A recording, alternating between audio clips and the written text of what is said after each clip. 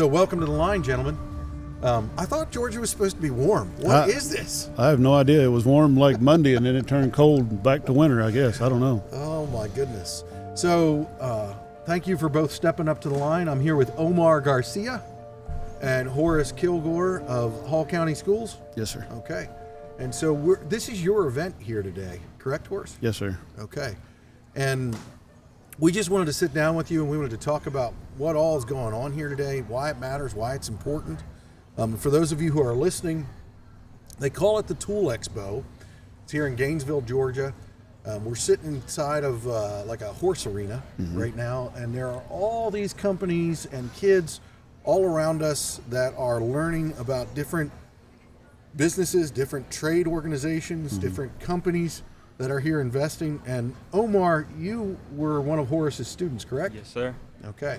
And so we're going to talk with Omar about what that is and probably get Horace in trouble. But we're going to talk about why this matters, why it's important, and if you're listening, why you should be doing it in your school, why as a parent you should be looking to invest in your children, looking into trade opportunities that are out there. Yes, sir. So, Horace, why don't you start us off? Tell us about what you're doing and why you're here. Okay, so when we started this thing, just a little short backstory. I've spent 31 years in construction trades and then started teaching. This is my fourth year teaching. So I saw the need as soon as I got into the classroom that the students just didn't really understand what's out here. Yeah. Several years ago, some of us did it with our parents, and it just seemed like we knew it growing up more. Yeah. But a lot of the kids don't have that opportunity anymore. Yeah. And with two parents working, they're home, whatever the story is. And so I wanted to be able to help them understand what all's out here. Yeah. So we started this event. This is our fourth year of it. And it's to where the companies come in and set up and do what they do. So if they're a welder, kids are welding here today. They're cutting with plasma torches. They're doing everything that a company does.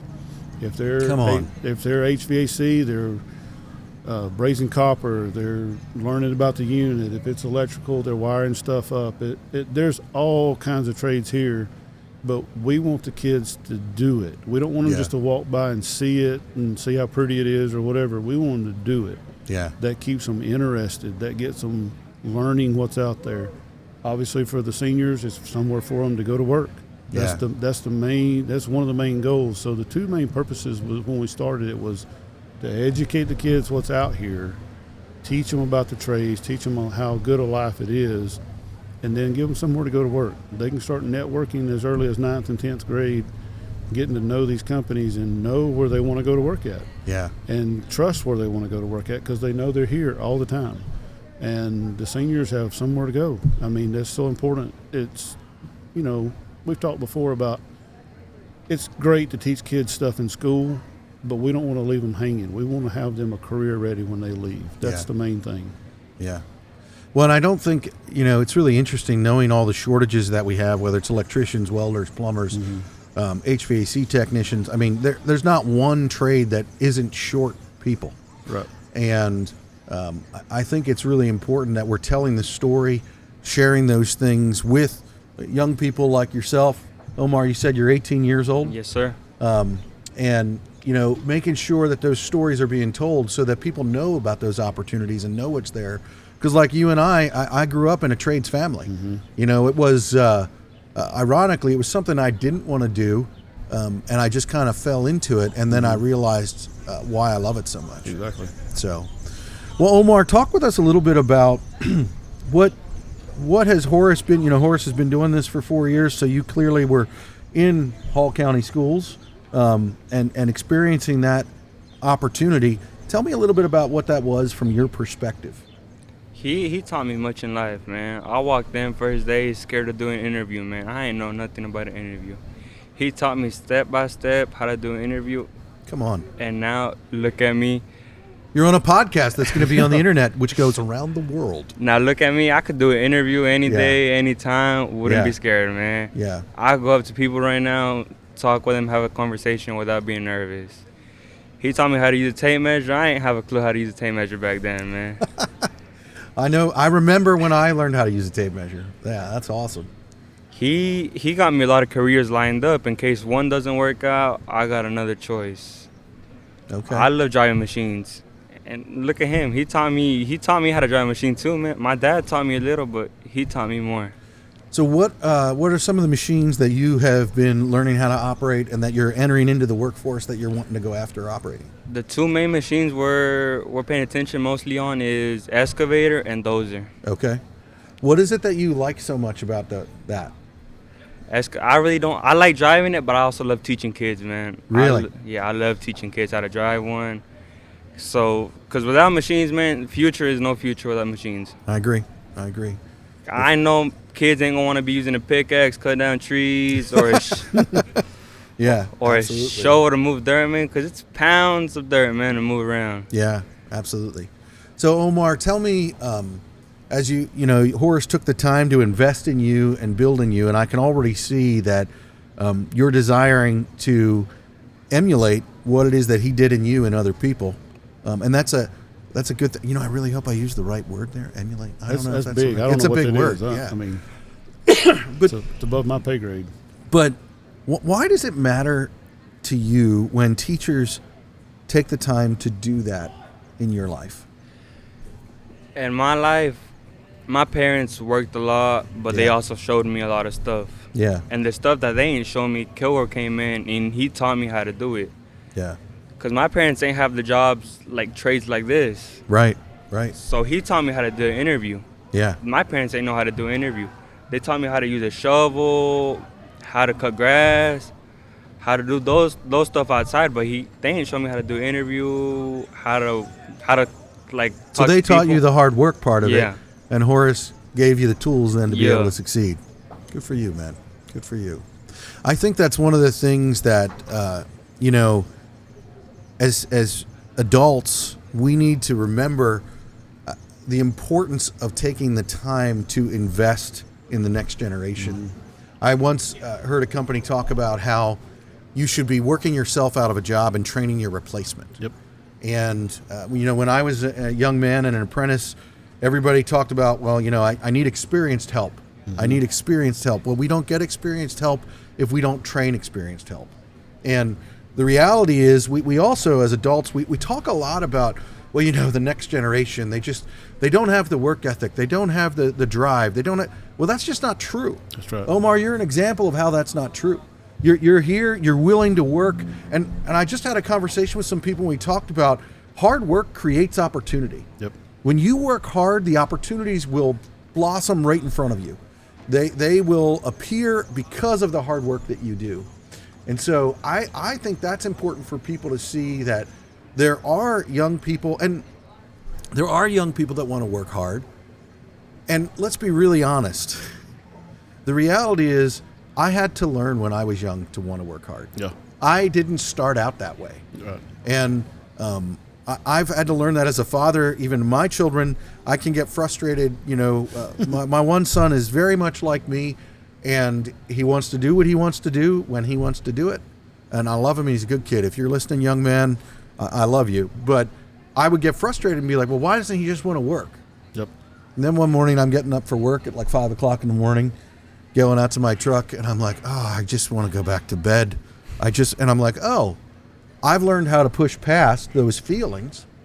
But if we don't take the time to teach those around us how to go past those feelings, how to push beyond something so that you can actually experience that opportunity that we talked about, then we're a big part of the problem. Right. Horace, how do teachers in schools do that? Why? And what would you also say about your school district, Hall County? What did they realize in the importance of investing in this? Because they've given you a lot of latitude and been like, hey, go run with this. Yeah. Talk about that for a little bit. And it's kind of a funny story. So the first year I was here and I saw the need, but I went to my administrator and of course they're saying, oh, first year teacher, what is he? Is he crazy? What is he wanting to do all this for? Can he do it? I don't I've know. known you for a little while. I think you are a little crazy. Yeah, probably. But she took a gamble and, Yeah. you know, she said, keep it small the first year to kind of see what was going on. And of course, her brain's small and my brain was a little different, but it went off well. You know, we did it at our school parking lot the first year, and they kind of got upset with me because we filled the parking lot up and it was hard to have school that day. It is what it is. You know, go big or go home. But you know, then it just grew, and the county, after she saw the first one, she's like, go with it.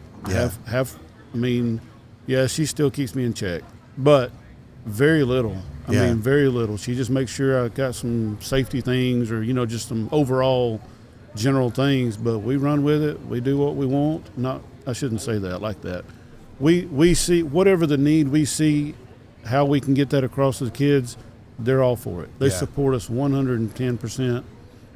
The superintendent is like, this is awesome. This is a great day. So it's kind of another little short story. The assistant or the deputy superintendent came out here the second year we did it. The first year we did it here, and we had kids going up in bucket trucks. They was bending conduit, and you know what all that stuff is. Yeah. Well, some of them did know, and some of them didn't know. And he pulled up, and he goes, "Oh," he was not happy.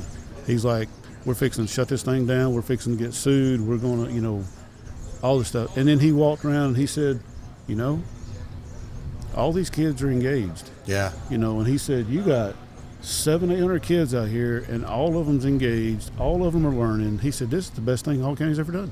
Yeah. And not to pat nobody on the back, but it's just what it is. The kids are engaged, and if you put them in a classroom every day, all day, who wants to do that? I'm an adult, and I don't want to do that. Yeah. I'm not saying that school's bad. Don't take me. You got to learn. There's math involved here. Yeah. There's all kinds of stuff involved here. You got to know how to do an interview. You got to know how to read. You got to know how to do emails. Yeah. To survive out here now. But you got to engage the kids. Yeah. In what they want to do. And so when we did that, they support us. I mean, like you said, it's a lot of freedom given to two people to plan this thing. Yeah. You know, and they don't.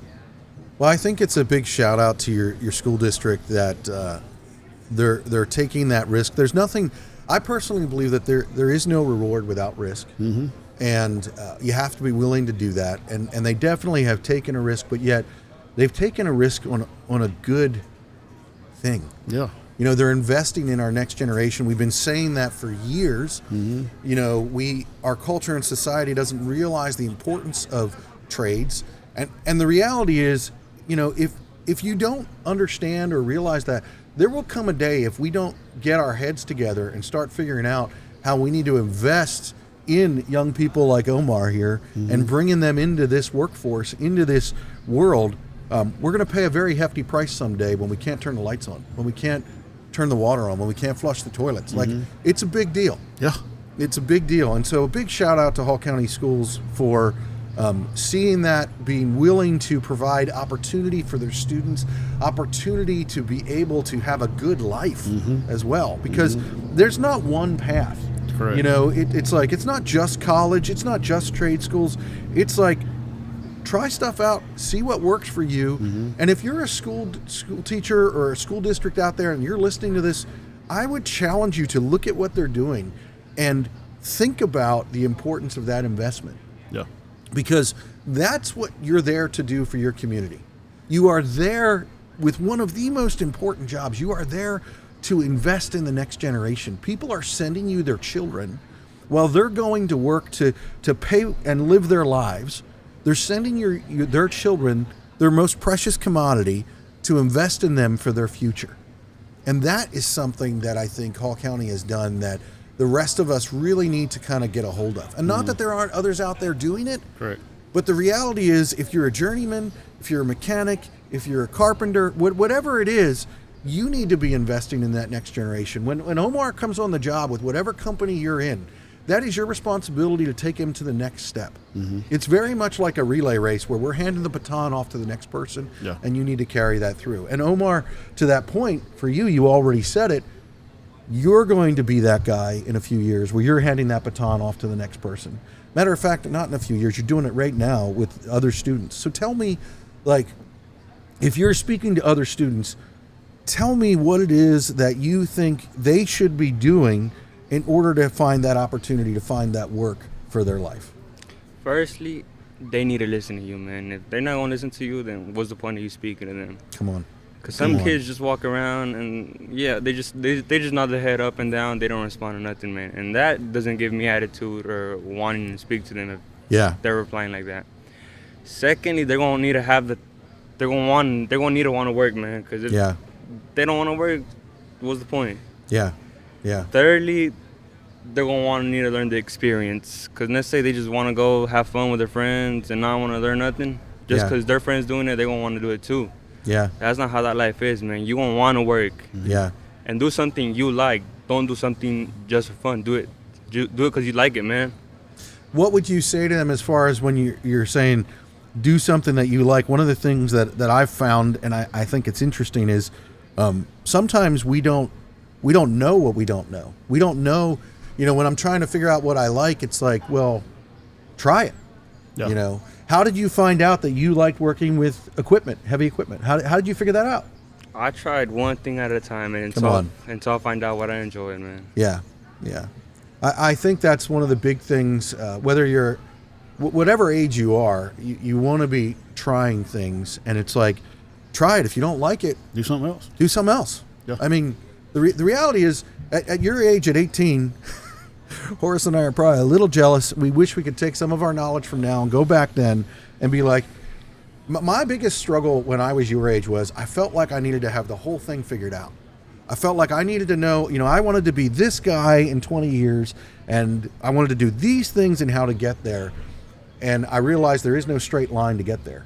And I wish that I would have known back then that it's like, well, I just need to try this. Yeah. And I just need to try this, and I just need to try that.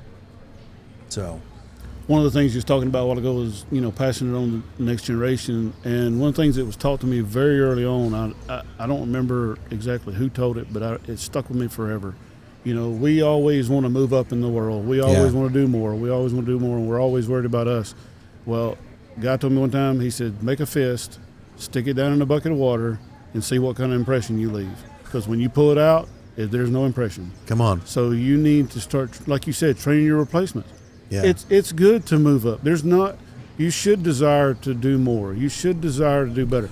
But pass that along. You ain't gonna be here forever, and somebody else has got to have it. So why not share that knowledge with you? I mean, like you said, that's one of the reasons I went into teaching was once I got there, it was like, oh, I need to be sharing what I know. Yeah. It ain't about just, oh, I'm a teacher. They could care less. Yeah. But when you start sharing what you know and being real with them and teaching them real world, they listen. Not everybody, but most in general, they listen more. Omar, what is it you think about Horace and your teachers, that when they do that, how does that affect you? How does that, at the risk of sounding, flowery or gushy or whatever, how does that make you feel? Can you repeat what you mean? Because I ain't So understand when what you're Horace trying is to say. talking about, you need to show them that you care. You need to talk with them about these things. You need to be training people to be a replacement, and you need to be investing in people like that. How does that make you feel as a student? When Horace is taking the time to invest in you like that, what does that do inside your mind? Oh, it makes me want to do it, man. If he takes his time, I don't see why I shouldn't take my time to try out what he tells me to do. Yeah. Yeah. And that goes for everybody, not just me. I think every kid should listen to a teacher, because if somebody tells you something, it's for a reason, not just for fun. Yeah. Yeah. Well, I think you can probably tell the difference between those who care and those who are there just for a paycheck. Yeah. I like that. Yeah. Well, I think that's the reality is, if you don't care, then you probably shouldn't be there. Why are you there? Exactly. Yeah. Exactly. Yeah. Because it ain't for the money. I mean, I'm not knocking it. But, I mean, So, Superintendent, if you heard that, Horace exactly. is looking for a raise. I'm not necessarily griping. I'm not, because, I mean, it's great. But You clearly love what you do. Yeah, you clearly love what you do. You're not making doctors pay and lawyers pay, but you care about what you do, and you care, like you say, the whole point's investing in the future. Yeah. So that's why you're there.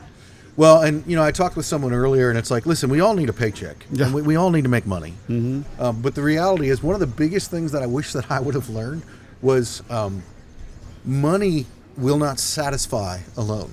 Listen, money is a tool like a screwdriver or a hammer. Quite frankly, that is what it is. Yeah. And so you need it to do certain things, But if you want fulfillment and satisfaction, that only comes from surrounding yourself with people who care and making an investment in other people. When you make an investment in someone, that's when you get to exactly. You get to experience fulfillment when you're doing that. If you are so focused and closed-minded on wanting, like, this protectionist mindset of not wanting to share your knowledge, you're actually limiting yourself. Yeah, you truly are. Omar, so you're headed into the workforce. You graduate this year, or you already did? This year I graduated. Okay. And what are some of the things that Horace has helped you do over the past years? I heard that you have competed in some competitions. Tell us a little bit about that. I competed for electrical. What year was it? Electrical was last year. I competed last year in electrical, and I ain't know much. I tried my best. I knew a little, but Come on, I'm an electrician, so yeah, let's go. I ain't know compared to the inside electrical. Yeah. I ain't know nothing. I ain't know much. I knew a little, but not much. Yeah. And I won what place? Second in region, I think it was. Second or third in region. We can Second in region, and you know a little, not much. Yeah. Okay. And All then right. we went to state, and I ain't get top 3. And I expected that because I saw around and I saw people who knew. But you tried. I tried. You tried. Trying is what counts, man. Yeah. You might not win a prize, but if you try, I give Well, you a prize. that's how if you try. figure it out. Absolutely. So then what's the other things that you competed in? I competed this year in a regional for machine operator. How'd you do in that? I got first place, thank God, man. Come on. That's awesome. That's awesome. And So then what were some of the things that you had to do in that competition? I had to stack up tires. There was 2 tires you had to stack up, and there was half a tire. Okay. That you got to make one complete, but in halves. Okay. If you know what I mean. I do know what you mean. You had to stack it up, and after that, move it to the other side. And it has to be in a specific order and lined up in a line. So, Horace, and the reason for that is just showing that the kids have the ability to operate the machine. Yeah, so skill set and patience and precision. Yeah. You're not if you're just like some people just go out and just wild and crazy, and you can do things. There's operators in the world that's like that, but you teach them to be skilled. You teach them to be precise. You teach them to have to mean what the movements they're making. You want it to be correct. Yeah. And so when you do stuff, it sounds silly to stack tires up. But so when you have to stack them in a specific order, Yeah. so, we give them a minute to kind of gather their thoughts, but the tires have specific numbers. So they have to know that once they're up on the machine, Yeah. you don't get back down and look at it again. So you kind of gather your information. You have to line them up in a certain order. You have to put them in a certain way. And the reason why we cut a tire is because it's hard to balance. It's Yeah. hard to get half of it right, and then you got to get the other half right, and then you got to get one back up on top of that one. With the machine. Yeah, with the machine. You're not getting off and doing it with your hands. Yeah. So you do all that with your machine, and then in the other simulation we do is we put a little wiffle ball on a string line, and we tie the string line straight, and they have to guide that ball without letting the string go up and down, or as minimal movement as you can. And that sounds just hard. It is. I love it. He shakes his head. No, it's not. It's not Well, hard. I won first place. Exactly. Yeah. Exactly. Horace, you need to be teaching some humility. That's Yeah, I know that. And then he took off, and we had 2 state competitions this year, just one for Skills USA and one for our new heavy equipment program that we started in the state of Georgia. And he took it down there, and he won first place in both of them. Come on. The fun one, I'll brag a little bit. So they have a teacher one at the new HEO one, and I won first place as well. So we put. I'm seeing why that humility isn't taken. Exactly. Yeah. Exactly. But so this is our first year, and we felt like we did awesome. We put Hall County on the map in that program. Come on. So we did well. That was a bragging moment, I know. But then he went to Skills USA in one state down there. He's fixing to go to nationals this summer to compete nationwide.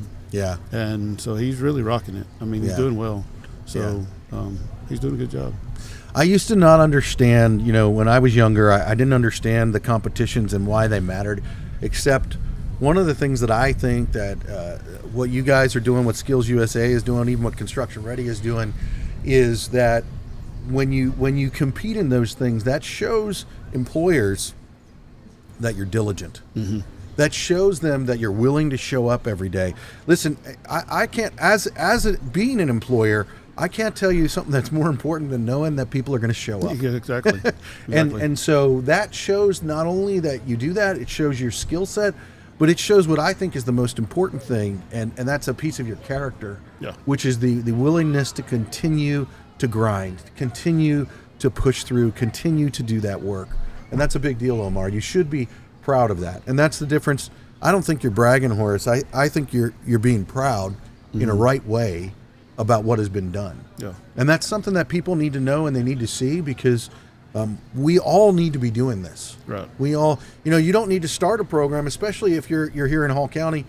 You can become part of a program that's already existing. These things, yeah. Yeah. And so that's really important.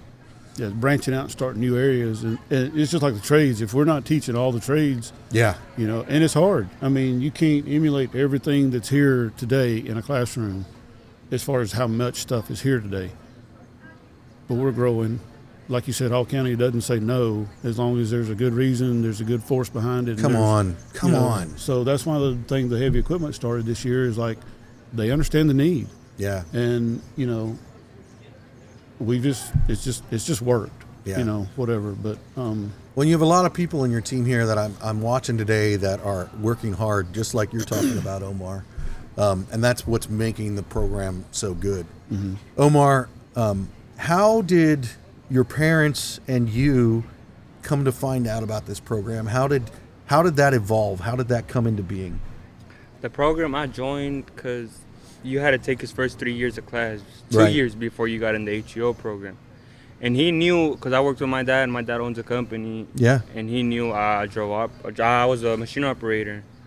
And that's why he chose me in his class. Okay. So I could teach other kids, because he's not so good with the new. But, I ain't trying to say he's old. I ain't He's trying to say not he's so good. old. exactly.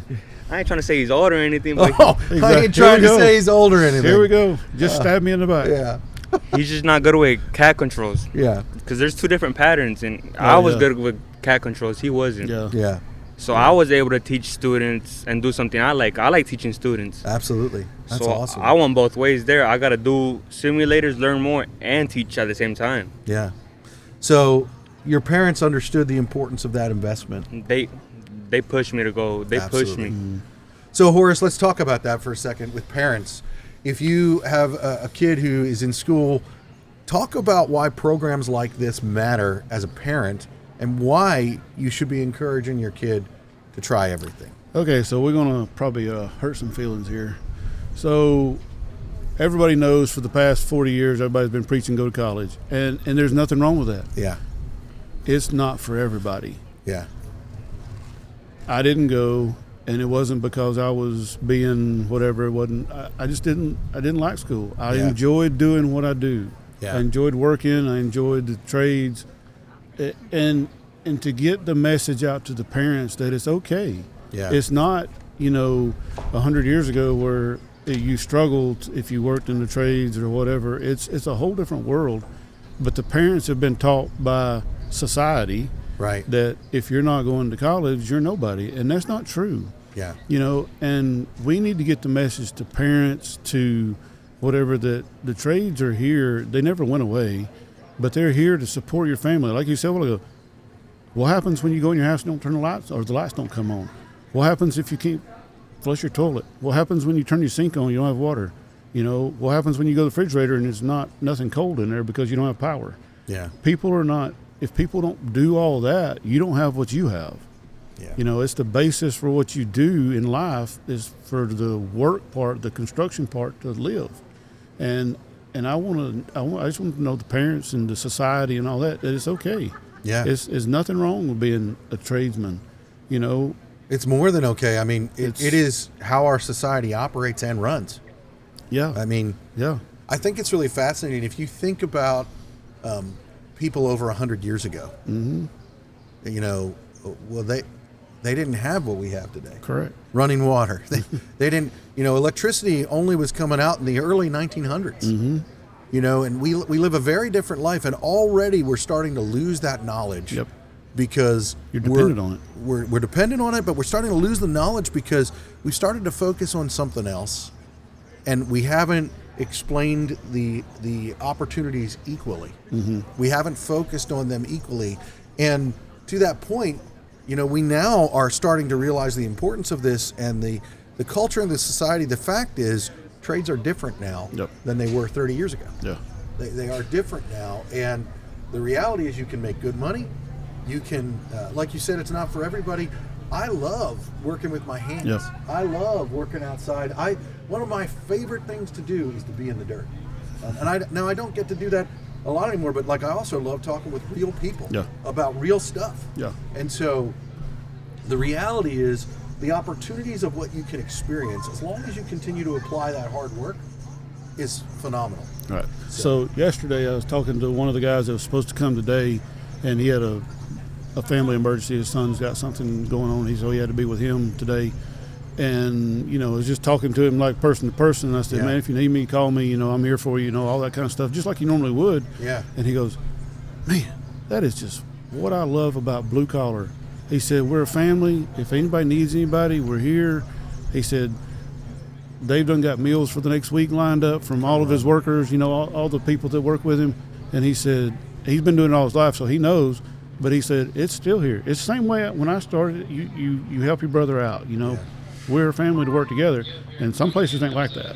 Some jobs are not like that. And some jobs are like stab you in the back kind of jobs to get what you can get.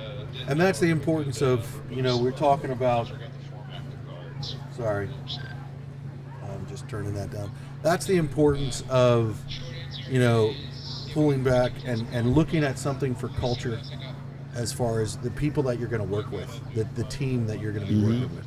So I think that's really, really important, and that's what you're talking about. Yeah. Working with people who really are effective in helping you build and grow and care about one another, because that's what you want. You want that team of people to help support. Mm-hmm. So, Omar, what would you say? One last thing here. I know you wanted me to shout out and give your phone number, out over the air. No, but what is something that you would, if you're other young people that are coming up in school, give me one thing that you're challenging them to do. Call them to step up to the line. This podcast is called The Line because we believe we're drawing a line in the sand and we're saying no more, or we're stepping up to it and we're saying, all right, I'm stepping up to the line to make a difference. What would you challenge your fellow students, fellow people who are coming up like you have, parents and students? What would you challenge them? Don't be scared to go talk to people, man. Simple as that. Many people scared to. Like I said, I was scared to go talk to people, man. Yeah. And that's what caused me not to get jobs. Yeah. Right now, go up to a person. If I'm gonna go see a job, I'll go talk to them like nothing, man. Absolutely. And that's what other people that don't got a job need. They gotta stop being scared. Yeah. Go up to the person and talk to them. Remember that fear is the friend of failure. Huh. So Pretty good. that is, you absolutely are saying probably one of the most important life lessons is to not be fearful and to just go and do it. Horace, what would you challenge people, students, teachers, school districts around the country? What would you say to them in how they should step up to the line? Be open and to find new ways to get to your kids, if that makes sense. Find new ways, or maybe the old ways. I don't know how you want to put it, but it's not as simple as just giving information out and regurgitating. Care about your kids, teach them what you know, share with them life, get them ready for the world. Don't just teach them a subject and close a book and say, well, either you learned it or you didn't. Be real with them, and be real with the parents. A lot of times the parents don't want phone calls from the school because they think their kids are in trouble. If I called his parents, they wouldn't care. They'd be like, hey, how can I help? Whatever. And it's not just him. I'm just using him for example right here. But once you get more involved with your people, once you get more involved with your families and your community, they embrace your school district. And that's hard because parents, like you said, they don't want to come talk to you because they feel like if the only reason they come talk is if their kid's in trouble. Yeah. And the older the kids get, like in high schools, that fear is greater. If you're in elementary, a lot of parents work with elementary school kids because it's like, how can we go help, whatever. But once they're in high school, we want the families to participate. We want the families to come and be a part of it, to help get through together, because it's a community together. Yeah, absolutely. But it's hard. So my advice is just to be open. Be open to the concept of getting these kids through life together as a community, not just sending them to school, don't talk to the parents, whatever. Let's cut that line out. Yeah. Just be open, be real. Yeah. Well, I think that is great advice. I think that's one of the most important things that we can do as people. We live in a community and a culture and a society, whether we want to or not. You cannot isolate yourself to the point that you're not involved with other people. And I don't know how healthy that is if you do that. But the reality is being able to be a part of the solution, that's what we all need to do. And so I think that's something that Hall County Schools is doing, something that you're doing through this expo. What would you say, we're here in Gainesville, Georgia. What would you say to the businesses that are around here, encouraging them, because you're doing this again next year, right? Yes, sir. So let's talk about that. What would you say to the businesses that aren't here today? Get involved. That's the biggest thing. And I haven't run across any that says, oh, I don't want to do that. So everybody's really open, but it's hard for one person to get to all the businesses in the area to get involved. So we want to share the message, get it out. And we have businesses that share with businesses. We have kids that share with businesses. Kids have brought me numbers of people say, hey, this guy's interested, call him, whatever. Open up, open your doors up to these kids because they want to go to work. We talk, and all of them are. They just don't know how. So it's new. It's not really new, but it's new, kind of a new thing going on. Is how we're trying to get kids into industry, and so just be open and come to these events,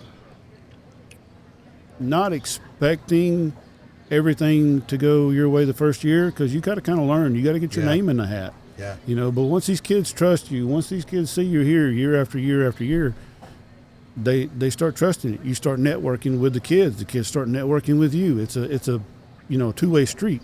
Yeah. But industry needs to come in. Industry needs to step up just as hard as us pushing the kids to go to work. Industry's got to come in and get their name in, because who wants to go somewhere that you don't know where it is? Yeah. It's not family businesses all over anymore like it used to be, mom and pop, everything. And somebody's uncle, you can go to work with them or whatever. So it's big companies, which, they have their name, but does a 16, 17-year-old know who Atlanta Gas Light, Georgia Power, they might hear them, but do they know what they really do? Yeah. So when you come and you invest in these kids, you're networking with them, they're networking with you. It's a no-brainer when they graduate. They're going somewhere. Absolutely. So it just seals the deal and makes it easy. Yeah. Well, if you're listening, I would just encourage you, wherever you are in the country, that you are, as a business, as an individual, whether you're a parent, whether you're a kid, whatever it might be, get involved.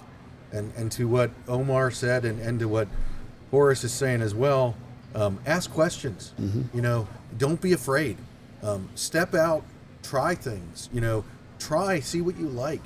It doesn't matter. And also, I've said this a lot, but it doesn't matter what your age is. If you're not happy where you are, you're not liking what you're doing, change it. Come on, change it. Exactly. Yeah. And don't be afraid. When I went into business for myself, I'll never forget, my best friend made this statement to me: what's the worst that could happen? Yeah. Which it doesn't matter. The reality is, I wanted to try something and I needed to try it, rather than getting to the end of my life and being like, I wish I would have done that.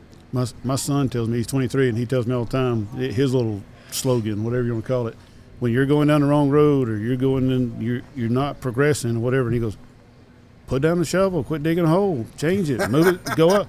And I'm like, I'm not going to tell you how old I am, but I'm like, he's telling me that, and I'm like, that's pretty good, somebody's taught him that. Somebody, it's just people teaching. Absolutely. But it's true. I mean, so now it's a joke between us, but put down your shovel, move up, Well, Omar, thank you for joining us. Horace, thank you for joining us. And I think that's a great place to wrap this up and say, don't forget to try things, and don't forget to put down your shovel. That's right. It is important to look at things that way and recognize. I mean, the whole thing with trying things is you're trying it and you're seeing how it works. And if you don't like it, move on to something else. Right. You haven't lost it. You're not dead yet. You can keep going. Right. So, Omar, really appreciate it. Sorry I didn't get your phone number out there. He's a good-looking guy. So, have a great day. We appreciate what you're doing. Thanks, Horace, for having us Anytime. here. Greatly appreciate it. All right.